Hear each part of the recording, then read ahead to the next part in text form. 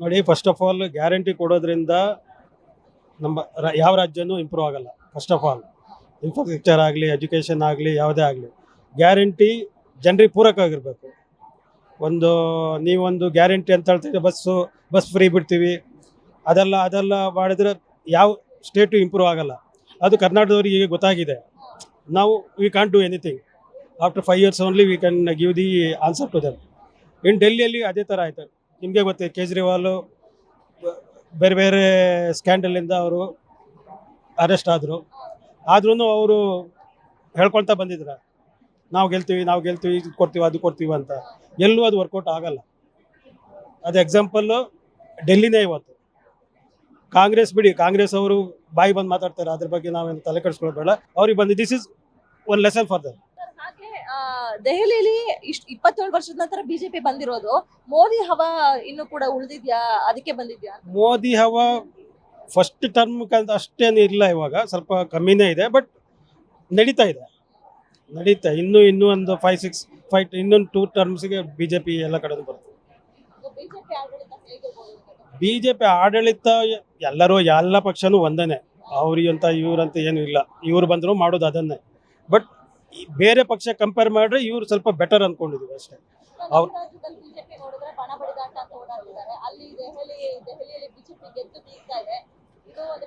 ಇಲ್ಲಿ ಅವ್ರದ್ದು ಆಂತರಿಕ ಇದು ಇಂಟರ್ನಲ್ ಪಾಲಿಟಿಕ್ಸ್ ಅವ್ರದ್ದು. ಅದು ಅವರವರೇ ಹೈಕಮಾಂಡ್ ಬಂದು ಅದನ್ನು ಸರಿ ಮಾಡಿಕೊಂಡು ಅವರು ಹೋಗ್ಬೇಕು. ಅದು ಎಲ್ಲ ಪಕ್ಷದಲ್ಲೂ ಇದ್ದೇ ಇರುತ್ತೆ. ನಾಟ್ ಓನ್ಲಿ ಇನ್ ಬಿಜೆಪಿ, ಕಾಂಗ್ರೆಸ್ಸಲ್ಲೂ ಇದೆ. ಇಲ್ಲಿ ಡಿ ಕೆ ಶಿವಕುಮಾರ್, ಸಿದ್ದರಾಮಯ್ಯ ಎಲ್ಲರೂ ಅವರವ್ರದ್ದು ಇದು ಇಂಟರ್ನಲ್ ಇದ್ದೇ ಇರುತ್ತೆ. ಅದು ultimately people will give the answer to them. ಈಗ ದೆಹಲಿ ಚುನಾವಣೆದು ಫಲಿತಾಂಶ ಬಂದಿದೆ, ಏನ್ ಹೇಳ್ತೀರಾ? ಆಮ್ ಆದ್ಮಿ ಹೋಗಿದೆ 3 ವರ್ಷ, ಕೇಜ್ರಿವಾಲ್ ಅವರು ಮುಖ್ಯಮಂತ್ರಿ ಆಗಿದ್ರು, ಈಗ ಬಿಜೆಪಿ ಬಂದಿರುವಂಥದ್ದು ತುಂಬಾ ಸಂತೋಷ ಆಯ್ತಾ ಇದೆ. ನಾವು ಯಾವುದೇ ಪಕ್ಷದಲ್ಲಿ ಇಲ್ಲ, ಒಬ್ಬ ಸಾಮಾನ್ಯ ಭಾರತ ದೇಶದ ಪ್ರಜೆಯಾಗಿ ಹೇಳ್ತಿದ್ದೀನಿ. ಗಂಗೆ ನೀರು, ಯಮುನೆ ನೀರು ಕಲುಷಿತ ಆಗಿದೆ ಅಂತೇಳಿ ಬಾಟ್ಲಿ ಇಟ್ಟು ನಮ್ಮ ಸನಾತನ ಧರ್ಮಕ್ಕೆ ಅವಮಾನ ಮಾಡಿದರು. ಅದ್ರ ಪ್ರತಿಫಲನ ಈಗ ಅನುಭವಿಸ್ತಿದ್ದಾರೆ. ಯಾವುದೇ ಒಂದು ವಿಚಾರನ ರಾಜಕೀಯಕ್ಕೆ ಯಾರೂ ತರಬಾರ್ದು, ಬಿಜೆಪಿ ಆಗಲಿ, ಮತ್ತೊಬ್ಬರಾಗಲಿ, ಮಗದೊಬ್ಬರಾಗಲಿ. ಆದರೆ ಇವರು ಯಮುನಾ ನದಿ ನೀರು ಕಲುಷಿತ ಆಗಿದೆ, ಕುಡಿತೀರಾ ಅಂತ ಹೇಳಿ ತಂದಿಟ್ಟು ಎಲ್ಲ ಕಡೆ ಪ್ರಚಾರ ಮಾಡಿದ್ರು. ಆ ಹೇಳಿಕೆನೇ ನಮ್ಮ ಅಂದಾಜು 60% ಹಂಗಾಗಿದೆ.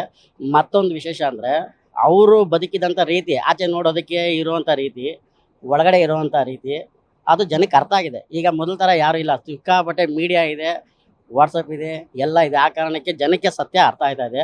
ಈಗ ನೋಡಿ, 70 ವರ್ಷದಲ್ಲಿ ಏನೇನಾಗಿದೆ, ಈಗ ಏನೇನು ಆಯ್ತಾ ಇದೆ ಅನ್ನೋದು ಜನಕ್ಕೆ ಅರ್ಥ ಆಯ್ತಾ ಇದೆ. ಆ ಕಾರಣಕ್ಕೆ ಅದು ಬಂದಿದೆ. ನಮ್ಗೆ ವೈಯಕ್ತಿಕವಾಗಿ ತುಂಬ ಸಂತೋಷ ಆಗಿದೆ. ಈಗ ಅದೇ ರೀತಿಯಾಗಿ ಕೇಜ್ರಿವಾಲ್ ಅವರು ಜೈಲಿಗೆ ಹೋಗಿದ್ದಕ್ಕೆ ಈಗ ಜನ ಅವ್ರ ಕೈ ಬಿಟ್ರ, ಅದೇ ಸೋಲಿಗೆ ಕಾರಣ ಆಯ್ತಾ? ಸ್ವತಃ ಆಮ್ ಆದ್ಮಿ ಪಕ್ಷದ ಕೇಜ್ರಿವಾಲ್ ಅವರೇ ಸೋಲನ್ನ ಕಂಡಿದ್ದಾರೆ ಈ ಚುನಾವಣೆಯಲ್ಲಿ. ಜೈಲು ಹೋಗಿರೋದಕ್ಕೆ ಕಾರಣ ಬೇರೆ ಇದೆ, ಸೋತಿರೋದಕ್ಕೆ ಕಾರಣ ಬೇರೆ ಇದೆ. ಹಾಗಿದ್ರೆ ಕೇಜ್ರಿವಾಲ್ ಮಾತ್ರ ಸೋಲ್ಬೇಕಿತ್ತು, ಮಿಕ್ದವ್ರು ಗೆಲ್ಬೇಕಿತ್ತು. ಆಪು ಅಲೆ ಅನ್ನೋದಿದ್ರೆ, ಆಪಲ್ಲಿ ಸತ್ವತೆ ಇದ್ರೆ, ಅಲ್ಲಿ ಸತ್ವತೆ ಕಳೆದೋಯ್ತು. ಅಂದ್ರೆ ಈಗ ಓಕೆ, ಕೇಜ್ರಿವಾಲ್ ಒಬ್ರೇ ಸೋಲ್ಬೇಕಿತ್ತು ಅಂತ ನೀವು ಹೇಳ್ತಾ ಇದ್ದೀರಾ. ಆದ್ರೆ ಈ ಒಂದು ಆಪ್ ಅನ್ನುವಂತಹ ಪಕ್ಷ ಬಂದಿದೆ, ನಾವು ಭ್ರಷ್ಟಾಚಾರವನ್ನ ತೊಲಗಿಸ್ತೀವಿ ಅಂತ. ಆದ್ರೆ ಭ್ರಷ್ಟಾಚಾರವನ್ನ ತೊಲಗಿಸ್ತೀವಿ ಅಂತ ಬಂದ ನಾಯಕರೇ ಭ್ರಷ್ಟಾಚಾರದಲ್ಲಿ ಮುಳುಗಿದ್ರು. ಸಿಎಂ ಸೇರಿ, ಕೇಜ್ರಿವಾಲ್ ಸೇರಿ, ಇನ್ನು ಕೆಲವರು ನಾಯಕರು ಜೈಲ್ ಪಾಲಾದ್ರು. ಹೌದು, ಅದೇ ಮುಖ್ಯವಾದ ಕಾರಣ ಮೇಡಮ್. ಈಗ ನಾವು ಭ್ರಷ್ಟಾಚಾರ ಕ್ಲೀನ್ ಮಾಡ್ತೀನಿ ಅಂತ ಏನು ಅಣ್ಣಾ ಹಜಾರೆ ಅವ್ರ ಮುಖಾಂತರ ಇವ್ರು ಸಮಾಜಕ್ಕೆ ಬಂದರು, ಅದನ್ನು ಮೊದಲು ಕರೆಕ್ಟಾಗಿ ಮಾಡಿ ನಂತರ ಈಗ ಏನು ಮಾಡಿದ್ರು, ಇವರೇ ಅದನ್ನೇ ಶುರು ಮಾಡಿದ್ರು. ಎಲ್ಲರೂ ಏನು ಮಾಡ್ಕೊಂಬಂದ್ರು ಅದನ್ನೇ ಮಾಡಿದ್ರು. ಒಂದೇ ನಾಣ್ಯದ 2 ಮುಖಗಳಾಗೋಯ್ತು. ಅದನ್ನು ಜನ ಅರ್ಥ ಮಾಡ್ಕೊಂಡ್ರು, ಎಲ್ಲೆಲ್ಲಿ ಇಡಬೇಕೋ ಅಲ್ಲಿ ಇಟ್ಟರು. ಈಗ ಸಮರ್ಥವಾಗಿರುವಂಥ ನಾಯಕರು ಇಲ್ಲದೆ ಅಂತ ಕೊರತೆ ಬಂತು ಎಲ್ಲ ಆಪಲ್ಲೂ. ನೀವು ಹೇಳ್ದಂಗೆ ಆಪ್ಗೆ ಅಂತ ಶಕ್ತಿ ಇದ್ದಿದ್ರೆ ಅವ್ರು ಮಾತ್ರ ಸೋಲ್ಬೇಕಿತ್ತು. ಅದು ಹೋಯ್ತು. ಅವ್ರು ಏನು ನಂಬಿಕೆ ಜನ ಇಟ್ಟಿರೋ ನಂಬಿಕೆನೆಲ್ಲ ತೊಳೆದ್ಬಿಟ್ರು ಅವರು.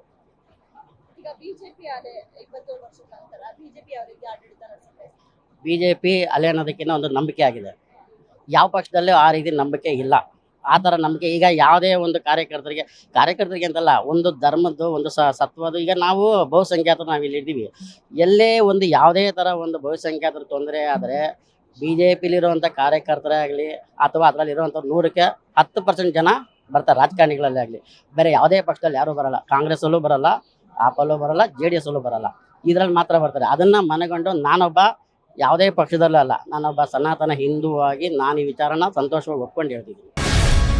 ಗ್ಯಾರಂಟಿ ನ್ಯೂಸ್, ಸುದ್ದಿ ಖಚಿತ, ನ್ಯಾಯ ನಿಶ್ಚಿತ.